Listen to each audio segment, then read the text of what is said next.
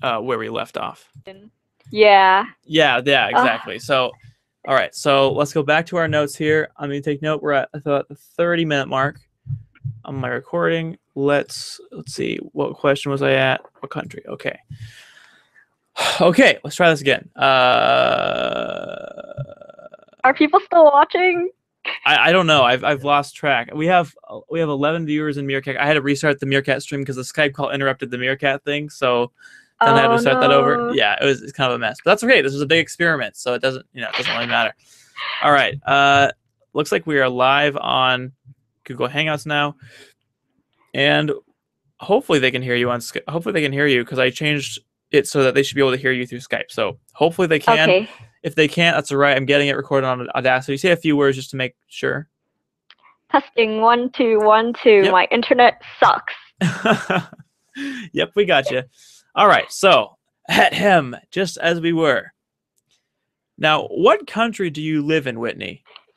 So as many of you may not have noticed, I'm actually not from the United States of America.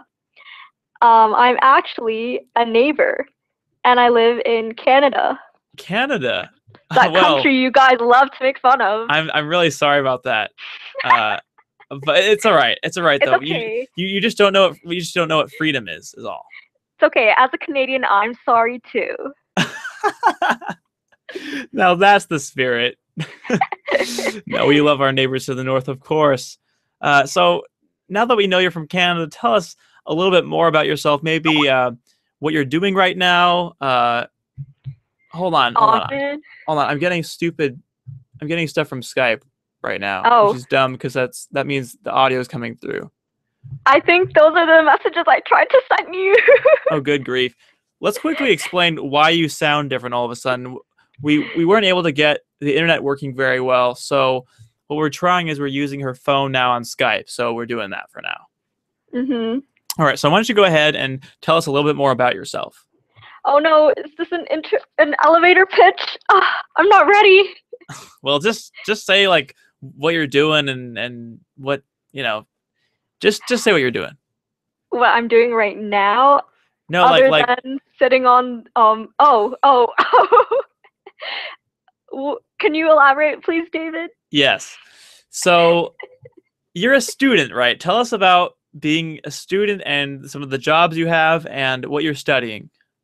Oh, okay. So I'm a student, a third year student at the University of Waterloo.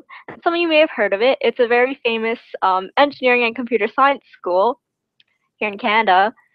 So unfortunately, I wasn't smart enough to get into engineering or computer science.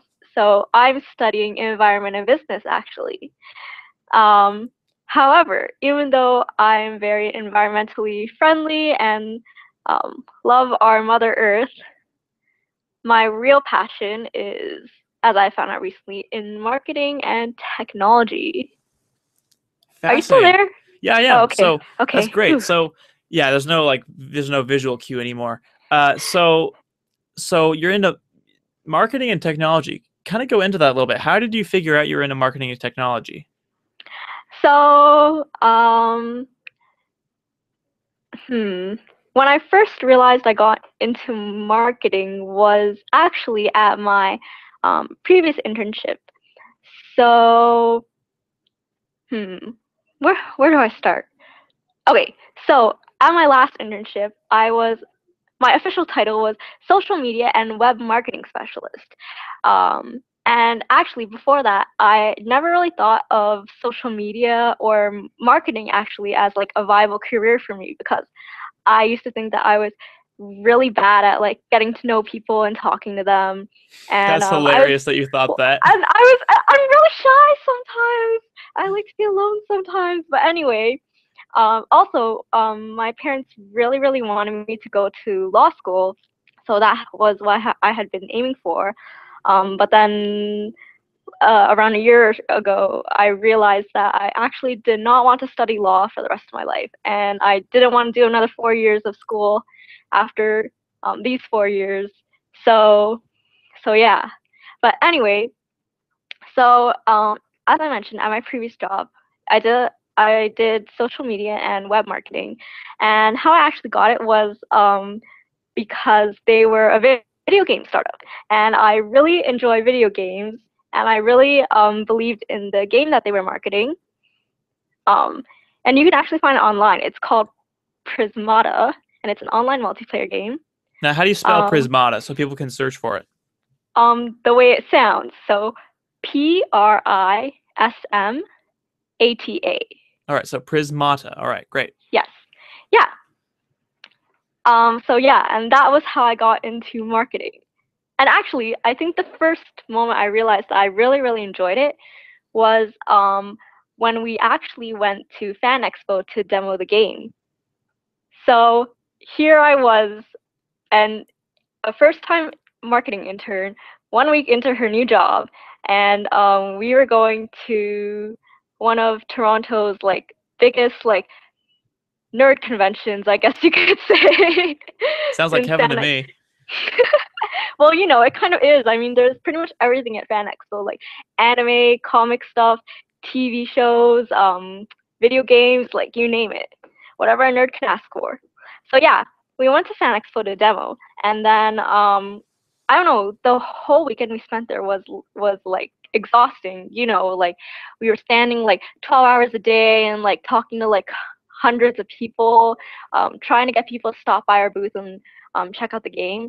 But you know, even with all the like standing around and stuff we did, I really, really like. I think that was the highlight of my experience working there. Great. Yeah, that sounds really fun, and that It was. you were able to meet some other really cool people that had shared interests with you. Now, you went over some of the highlights, but what were some of the struggles about working in social media, and what were some of the hardships? So I think one of the more difficult things about working in social media is um, for me at least, trying to like find find stuff to market sometimes, especially when at that point in time, no one knew about Prismata, and it was still really early in alpha. Um, so they still had a lot of stuff to work on, and we didn't have that much to show per se. And Right. even when we did it, it didn't really seem like it was getting much attention. So like, Yeah. how do you like combat that, right? I mean, sometimes it seems like a stroke of luck. Yeah, and sometimes that is what it takes. In fact, speaking of strokes of luck, do you mind sharing the story about your Reddit story with your boss and all that? Oh my gosh. Okay.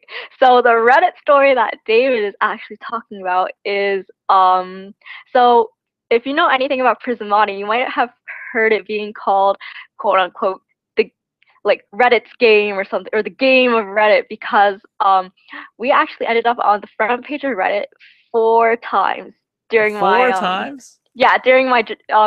time there at the company. Um, and I believe the first time it happened was pure luck. Like my boss was really pissed off because after we got back from Fan Expo, um, we had a bunch of emails that we gotten from people. Like, or I mean, that we got a bunch of emails from people to add to our mailing list. And I think the total we got was 6,500. So that's quite a lot of people. So anyway, um, the weekend after Fan Expo, um, one of my supervisors realized that because we had gathered all the emails on a Chromebook, there's actually a bug in Google Drive where like if you try to sync a document in offline mode to the cloud, it'll like totally like restart the document, Oh like no, that's blank. awful. Yeah, and this is actually a really well-known bug at Google, and I'm not sure if they've still done anything to fix it. So anyway, there we were, like we had like all these emails, and like we had done so well at Fan Expo, and then we had like nothing to show for it. So then a few weeks after that, I guess my boss was like feeling really low one night, and like he went on the Today I effed up subreddit, which is r/TIFU, and he posted the story of like us going to Fan Expo and like getting all the emails and then like losing them. And the biggest part is like he didn't mention anything at all, like any specific details. Like he didn't mention that it was Fan Expo. He didn't mention what company we were or like what our game was. It was just another story, right? So then he posted it at like 5 a.m. After a depressing day, and then like went to sleep. And then the next day when he woke up, he realized that he was at the front page. That's incredible. Yeah, and that's not even the best part. What happened after that was, I guess some Redditors got curious about what the game was, so they went digging through his post history, and they they saw that he had been talking about the game. So then they went around telling everyone that it was Prismata and like what our website was and everything. So then people who felt really bad for us, and as well as people who had a genuine interest in the game, started signing up for our mailing list. And in the end, we ended up gathering like 4 times the emails of what we had lost. That's incredible. It really is. It was a miracle. Think about it. The people at Fan Expo, like a good number of them are probably Reddit users, so they might have even seen that, and then you might have had some of the same emails again. Yeah, I really, really hope so. I mean, some of the people, like a lot of kids at Fan Expo actually really enjoyed our game. And I remember there was one kid who came back for a second time and like stayed there for 3 hours. Wow. Playing the game. Yeah, so I mean, I hope he managed to find it again. Yeah, now that's you said 4 times, so that's really awesome. Like, imagine now this is a plug for use Microsoft Office Online. That does the same thing as Chrome, but it doesn't have that silly little bug. You can actually save local copies. Imagine that.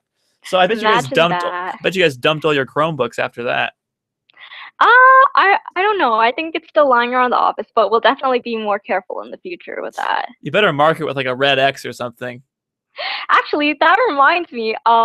So after our story blew up, we actually got a call from people at Google trying to solve our problem. Really? Because it was making them look bad. Yeah. That's way better customer service than I've ever gotten from them. Yeah.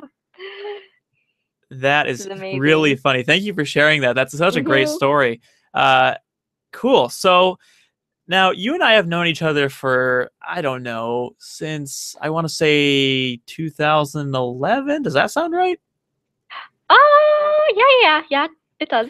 2011, 2012, maybe. So, it's been maybe 3 years or 3 or 4 years. But you and I didn't know each other as David and Whitney, right? No, we did not. Would you like to reveal who you knew me as? Oh man, are you sure it won't be too embarrassing for you? I'm not sure. It won't be too embarrassing for me, but I say, go for it anyways. All right. So before I knew David as David V. Kimball, I actually knew him as, wait for it, I actually knew him as Sonic the Hedgehog. I'm not joking. Oh my gosh. It is a little bit embarrassing to admit, but yes, I had a Sonic the Hedgehog Twitter account. Now let me quickly explain why. Okay? The reason I had a Sonic the Hedgehog Twitter account was because I was trying to test the lists feature on Twitter. And I wanted to make an alternative. I had several Twitter accounts at the time, admittedly, but I wanted to make another one to test if I blocked an account, how it would react on lists. And I actually figured out that if you block someone, or if you get listed by someone, then you block them and then unblock them, that's a way to remove yourself from their list. So little tip there. That's actually not in my book. I should include that in my book, maybe. Huh. So anyway, I actually figured that out with that account. And while I was sort of perusing Twitter with this Sonic account, I did a little searching, and I discovered there were over 300 Sonic the Hedgehog Twitter profiles. Like, not Sonic game, not people talking about Sonic, not Sonic characters. There were over 300 Sonic the Hedgehog profiles. And I couldn't believe it. So I started doing a little bit more searching, and I found out there were characters from the franchise that weren't Sonic. There were Tails, there were Knuckles, all the other characters. And of course, I was familiar with it because it was sort of like one of my childhood games that I played in a franchise that I loved. And so I thought, this is hilarious. So I started, adding these people and like seeing what they were doing. And so now, do I get to reveal who you were to me in the beginning? Oh man, this is gonna be super embarrassing for me, but it's not like I advertised on my second Twitter account anyway. Go ahead. All right, so one of the characters I added was a character from the Sonic franchise who's not as well known called Blaze the Cat. And that was Whitney behind that account. Now you might be wondering why. Like, why do we do this? And it's a little bit, it's not, you could think of it as like acting. Like basically it's this role-playing community of, maybe you grew up with a character and you thought there was something interesting about them, so you thought it would be fun. It's sort of like my impersonations at the end of this show, as I like to impersonate other people. It's a little bit like that. All right. And there were sort of two camps of accounts, right? There were RL accounts, meaning real life, and there were RP accounts, meaning these role-playing accounts. And sometimes a RP account would sort of say what their RL account was. And I was like, oh, that's who is behind the account. That's who's writing it. And I was discovering this. And as time went on, I thought there is no way I'm going to get these punks to know my real life account. There's no way it's happening. But over time, I got to know some of these people, like Whitney, and I'm like, you know what? These are actually kind of cool people. Maybe I'll let a few people know. So I let a few people know what my real account was, and of course that ended up spreading. But with that in mind, what were some of your initial impressions of me, Whitney? Oh man, okay. I wasn't the very first one to know who you were, but I think the way I remember it, it goes something like this. I was on Twitter and I saw a bunch of the Sonic role players talking to this random guy. So so I did a bit more digging, and then I found out through one of the conversations that he was actually the person behind one of the better run Sonic the Hedgehog accounts. So better run. I am touched. Did you hear that, ladies and gentlemen? Whitney just called my Sonic one of the better accounts. Wow.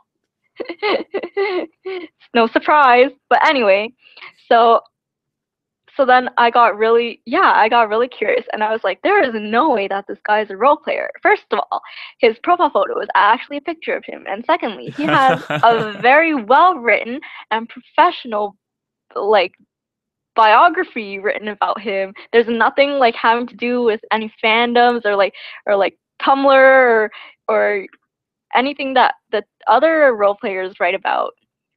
But as you guys all know, it was David. Yeah, now you all know. It was a pretty well-kept secret for a while. I just blew that, and Whitney helped me do that. But yeah, that there's sort of this like subculture of like fandoms, and maybe we'll have a whole episode dedicated to it. There's fan fiction communities, and there's big communities on Tumblr that are about fandoms, and it's a very, how do I say, a very loyal, strong culture. Sometimes in a bad way, sometimes in a good way. And it's pretty interesting to study. So again, maybe we'll go back over that. But some of my first initial impressions of Whitney were actually similarly to what she said. Wait, this is a real life account that has an actual picture of themselves. Because we say that because most of the people that are involved, they live in this role playing world where they sort of just use an avatar to portray themselves, or they something outside of themselves. And so that I was like, oh, so she's, comfortable enough to kind of have a picture of herself. That's cool. And it really started like that. And one thing I did notice too is the level and sheer number of emoticons you used in your tweets. Really? Was off the charts. Well, to me, because again, I was new to this culture. I didn't realize it was sort of commonplace for that. But I thought I didn't even know that many different kinds of emoticons existed. That's actually pretty funny because my current supervisor at work tells me that I need to tone down the emoticons when I'm writing to people. But it conveys your authenticity. That's another thing that I noticed was you were very open with how you use the web, and you were just engaged with people in a way that actually really inspired me to use it more openly. And I mean, your emoticons were part of that because, unless you have emoticons, sometimes just text on its own can be interpreted completely the wrong way. So exactly. Yeah, and I think that's a big reason why you do it. And so it was just fun to see, and the way you used it was so authentic. And I thought, you know what, I'm going to go for a more casual, open, expressive use of Twitter, and still try to make it professional and curtailed and all that. So there you go, first impressions. And now what's funny is if you fast forward like 5 years later, not 5 years, that's not even true. 3 years later, maybe 2 or 3 years later, from initially getting to know this person who was just this random Sonic role player, right? I had the opportunity to travel with Microsoft last summer, actually, for the Service Pro 3 launch tour, and it was a blast. And part of the deal was I had weekends off, so they'd fly me back. But my boss told me that if the ticket price was the same or cheaper, I could fly anywhere in the world I wanted to for the weekend. And so I thought, how crazy would it be to fly to Canada and visit my friend Whitney, who I have never met in person?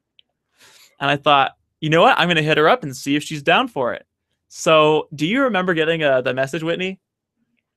I think I do actually. I think you randomly messaged me on Skype one day after we hadn't talked for a while. So then I thought, oh, cool, David's talking to me again. And then you were like, I think you might have said something like, how would you feel if I came down and visited you for a weekend? And I was like, what? Why would you want to do that? So then you had to explain the story of Microsoft to me and how you got weekends off and everything. And then I was like, oh yeah, sure, that's pretty cool. Come down. Yeah, you took it pretty well. I think it's funny how many people would be freaked out by that. And I mean, it wasn't just you involved. Like, you know, I'm sure people I knew had concerns like, well, you know, this person you never met, like what if she's just some, she's some fake, and she's not really who she said she was. And I'm sure you had friends of yours maybe that maybe had similar concerns. Did you yourself have any apprehension or concerns about me being some creep, other than how creepy I am already? Like, don't worry, David. I don't find you creepy at all. That's a relief. And like even back then, like I didn't have a bad feeling about you or anything, because when people are creepy on the internet, it's actually pretty easy to tell. But I didn't get that about you. Now that's good. Yeah, you seem pretty like stable and not the crazy type. Now that's good, but see, I think people are deceivers, and I think you're right. Most people, it's really obvious that there's some sort of creep, and you just don't get involved with them at all. But I think some people are really crafty, and they'll hone these skills of seeming all put together and all that, and then they'll kind of be a creep. But here's the reason I had no issue considering like hanging out with you for a weekend, where I was in a foreign country where I wouldn't have another place that I could go, because, excuse me, there were a few things. There are a few factors. One was the time we had known each other.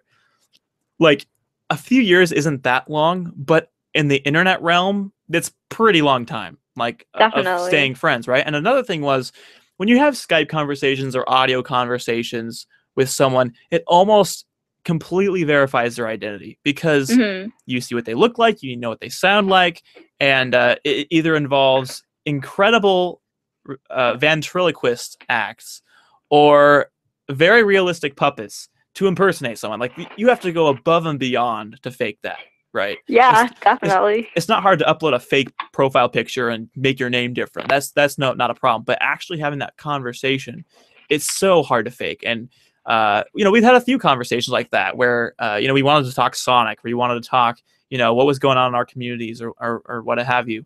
So I knew she was legit. And, it was like, hey, just so you know, I'm going to be hanging out with this person that I've never met in person before. And Whitney was not the first person that I'd met in person that was originally online. I had a few other people that were sort of more local. They were around Seattle or similar areas. So I wasn't concerned about it at all. But I can definitely see. I want to have a quick disclaimer here. Do err on the side of caution. If there's two sides, err on the side of caution. I felt confident enough. I think Whitney will agree with me. But if you're looking to meet with someone just to hang out or whatever, make sure it's like a public place. Make sure that you have a getaway plan, and if it seems weird at all, just leave. As an overall rule. But if it doesn't seem weird and you're confident and you have a few ways to verify that it's legit, I'm going to wait until that background noise goes away. Okay. What background noise? I got some weird background noise. Okay, it's gone now. Oh. What Okay. was I saying? Right.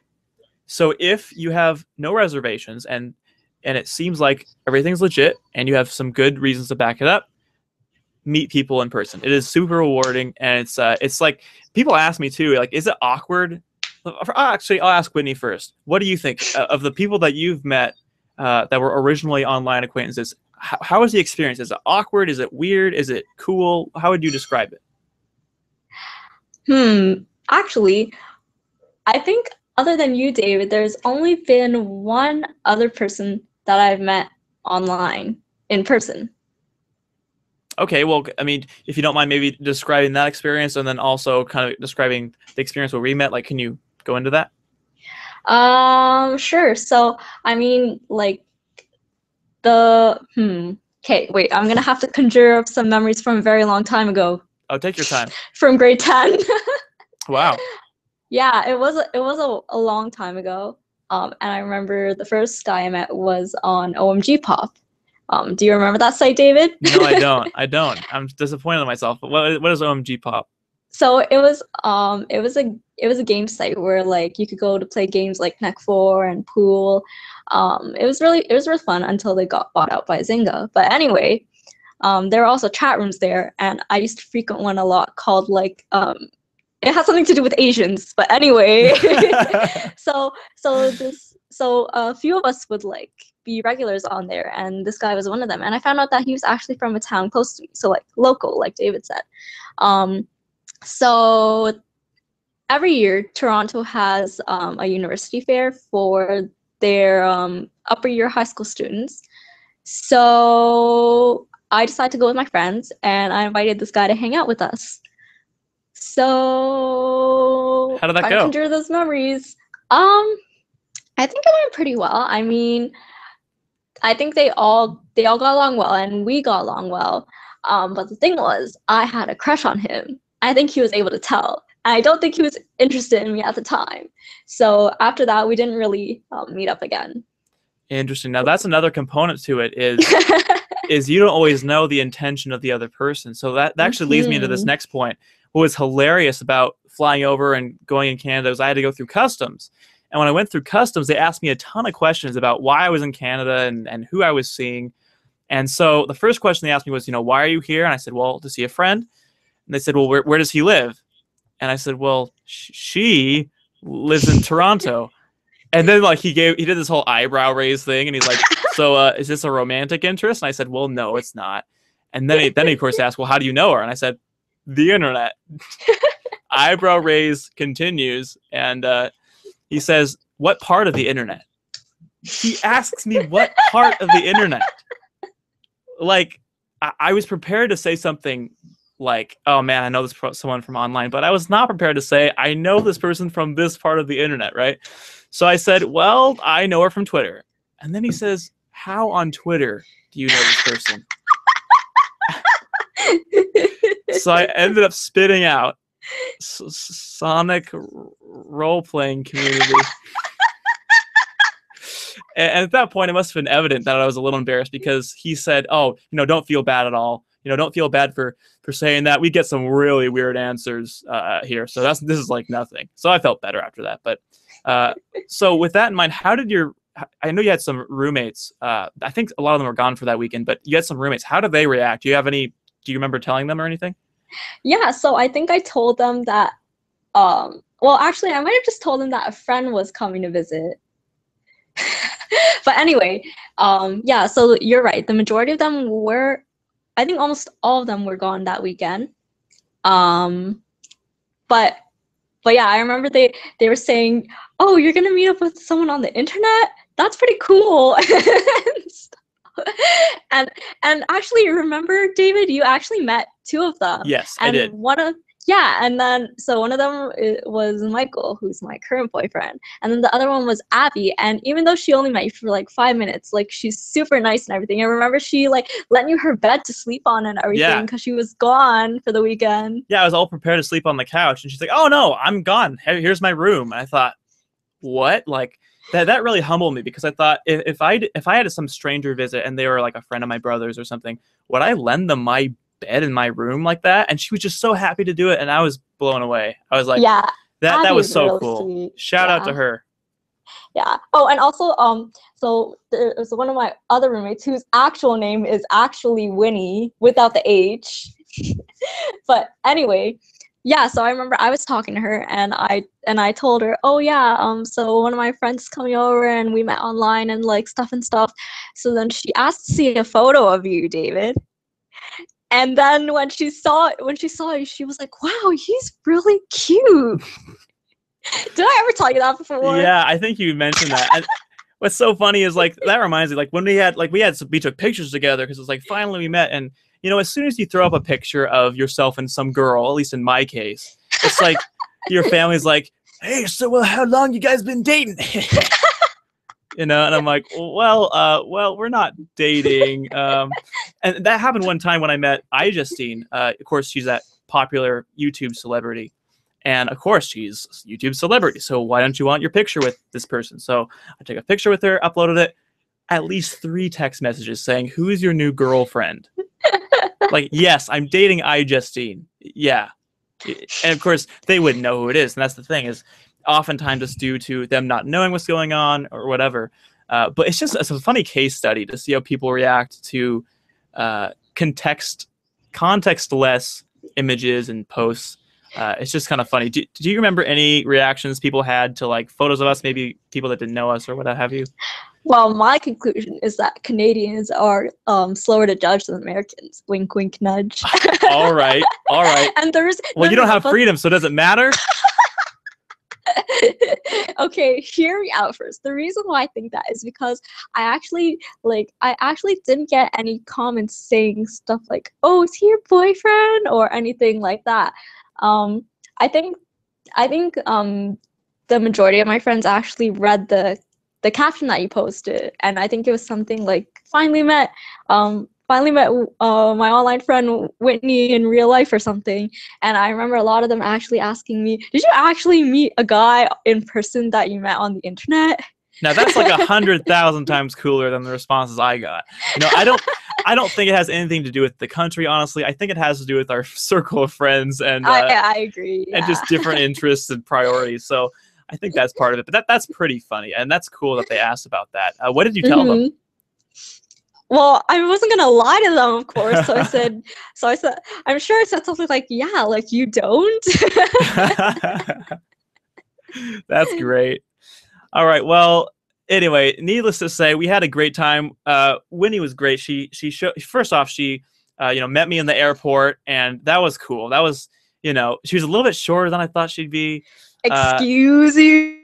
Well, just being honest, and it's funny how some things are a little bit different than you might anticipate, but for the most part, at least in my experience, when you meet someone in person, it is awfully similar, if not to what exactly you'd expect from them being online. So that was really cool. And people ask me if it's awkward to meet someone, and it's not. In my experience, it's like if you connected with this person via similar interests or something in common, it's a lot more like meeting an old friend where you have a ton to talk about, and oh yeah, this is what I've been doing since, and remember you asked me about that, well, here's the update.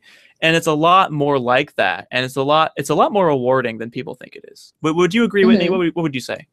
Definitely, yeah. I remember thinking, wow, this is really cool. Like I met this guy, like, well, I don't know how many miles away Seattle is, but Plenty. Yeah.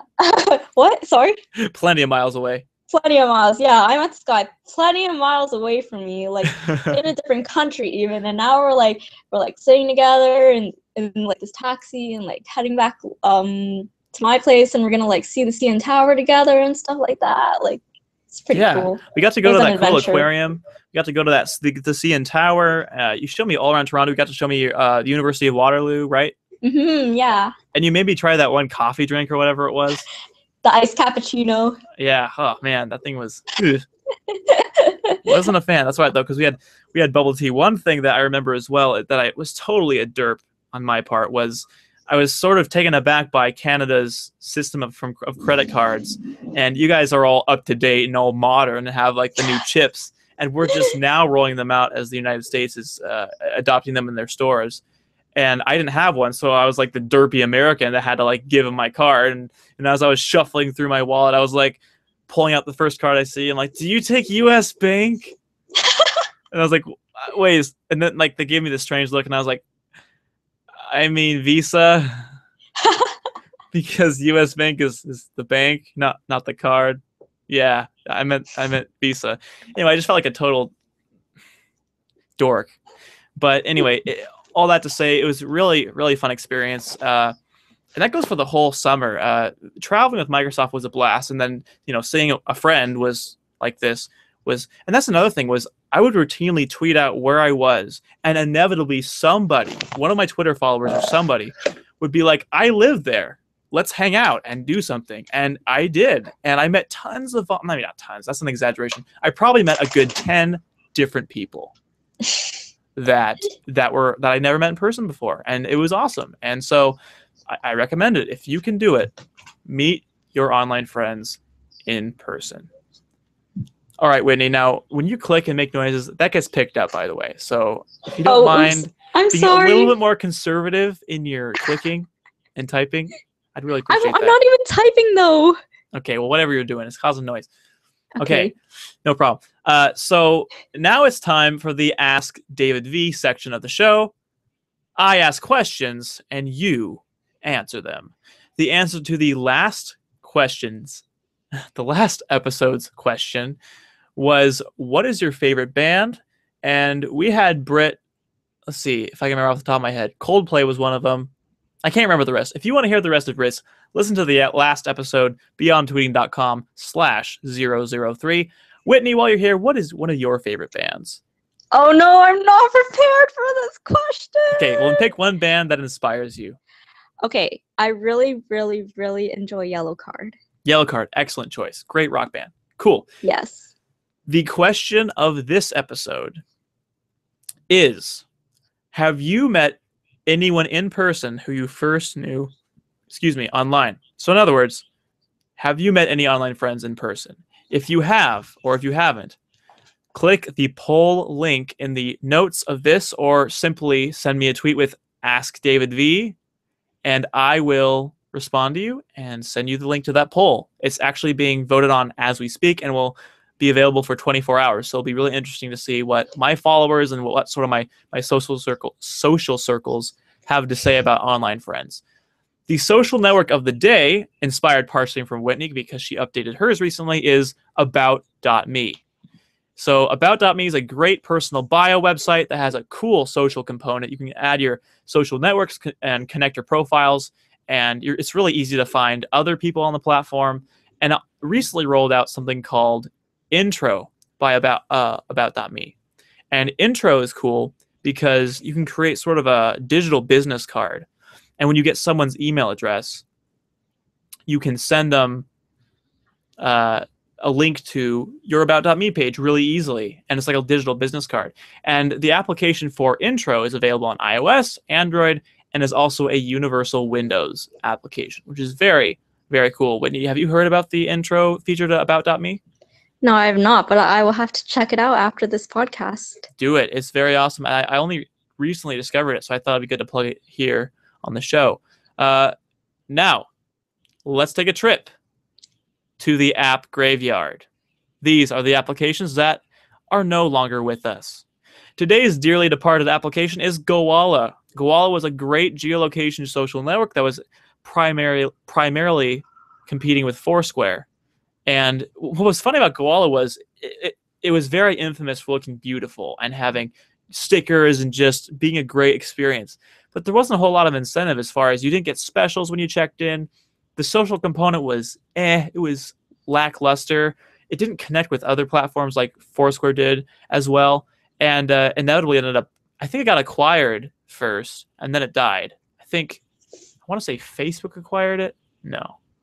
Someone acquired it and it perished. If your check-in service is more useless than Facebook Places, you know that you got a problem. But Foursquare continues to live on, and of course, its later iteration Swarm. Now it's time for immature impersonations. Maybe they're good, maybe they're bad, but they're certainly immature. And because of Whitney, in honor of Whitney, I'm going to do my Sonic the Hedgehog impersonation. Oh, David. Okay? I'm not saying it's good. That is not what I'm saying. I'm saying that after a year or two of, maybe not a year, that's a bit long. After a few months of writing as this character, maybe I could say a few things and sound like him too. So here we go. And I've also learned when I do my immature imitations, I'm a little bit louder than normal. So I'm going to back up from the mic just a bit here and project, okay? Here we go. Sonic's the name, Speed's my game. Catch you on the other side of this podcast. If you can't keep up, that's no good. Nice smile, Elise. What you see is what you get. Just a guy that loves adventure. There you go. That's my best shot. Woo! Not bad. Now, do we get impersonation of Blaze the Cat, or is that just not going to happen? Sorry, not gonna happen. What a party pooper. Wow. That's right. I didn't actually ask you beforehand or anything to do that, but I just thought No, maybe. you didn't. Okay. I'm not a good voice actress, so. That's right. You make up for it in writing. Well, thank you. You're welcome. So that just about wraps it up for this episode of the Beyond Tweeting podcast. Thank you so much for listening, watching, sharing, downloading, and subscribing. For all things Beyond Tweeting, visit beyondtweeting.com. To subscribe, search Beyond Tweeting in your favorite podcasting application or visit beyondtweeting.com/subscribe. If a show's going on right now, which it is, you can watch live at beyondtweeting.com/live. Now, Whitney, it is up to you to say the anticlimactic line of the episode, and then we're going to end it. Okay. So that's the end of our podcast. Thank you everyone for listening, and yeah.